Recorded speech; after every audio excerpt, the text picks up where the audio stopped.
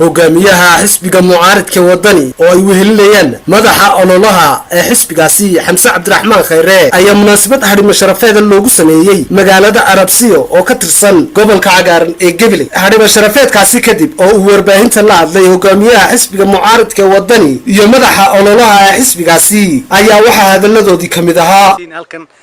wax arrin weyn uma ahan niman qado ay noo sameeyeen niman asxaabnahay oo beeraleyda ah halkan qado noogu sameeyay haday Dr. Axmed Shukri haday odaga yihiin Maxamed Ducaale iyo haday odayaashiina waxa weeye agabsaha way ku mahadsan yihiin qado sharafta noo sameeyay halkan noogu sameeyeen qadadan u baan la wadaagay asxaabta iyo xaafadda way ku mahadsan yihiin odayaashii runtii qadada noo sameeyay iyo dhalinyaradii nagu soo dhaweysayba aad bay ugu mahadsan yihiin qada saaxiibtinimo baan lagu sameeyay ma ahayn shaqo siyaasadeed oo kale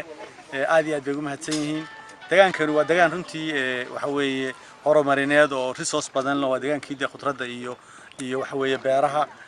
haday tahay gobolka Gabileyna waxa weeye oo xaruntiina waxa baan ku dhignay xarunteedii campaign-ka insha Allah taala marka ay inoo dhamaato hawsha doorashada inoo qabsoontay in guusha hananana wadaarkii waxa weeye kala baydhna waa sameyn doonaa insha Allah taala waa ku darsanaysan waa ogaanaysan saddex tooxba magaalada horta Arabsiyo idii sheegay Arabsiyo waa wadane Arabsiyo waa wadane marka waa halka uu Mareykanka Camp David ugu jirto ee madaxweynuhu ku nasto Washington markuu shaqada ka baxay ay Arabsiyo Camp David wadani weey madaxweynaha soo socda insha Allah ma ahaan inaan nimaadno wax la yaabo ma hoorno imanayna waan ku soo noqonaynaa beeraleydan casuumti mar walba casuumaysa wala hawlaha halkan aan ku qabsan intaasaan wax kale oo meesha jira ma jiraan website-yadan ku arkay qola cadoonaysa xaakaas oo iyaga waxaan oranay war shaqadiina qolada reer kulmiye waliba warbaahinta kulmiye ahayd shaqadiina qabso xisbiga xisbi ballaaran imika waxa bari jooga agaasimo waaxid iyo agaasimayaal wasiiro oo sharciga runtii ogolayn aydi dawladdu way xiriyiin xafiisyada dawladdu ma shaqeynayaan laakiin xisbigana waa xisbi ballaaran oo hawlo dhowr isbarbar socdo kulay ana haray looma hadlo hadalka badidiisii waxa ii hogaamiyaha iyo Xamse maadaama anigu ka soo jeedo deegaanka beeraleyda ah iyo biyeleyda ah oo Ilaahay magaranaysa uu naga dhaliyay waxaanu maanta halkan nagu marti qaaday deegaanka Arabsiyo gaar ahaan agamsaha ay ka tirsan gobolka Gabiley waanu mahadnaqaynaa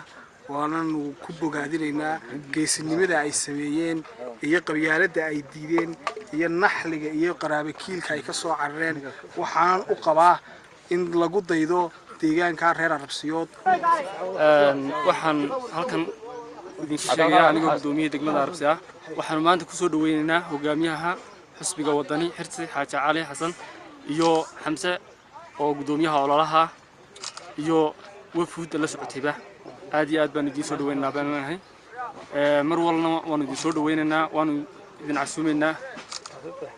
مشوا دجانكيني ومحمد حسن الشيخ محمد جوبا موقع المقال كعالمي كالسنتي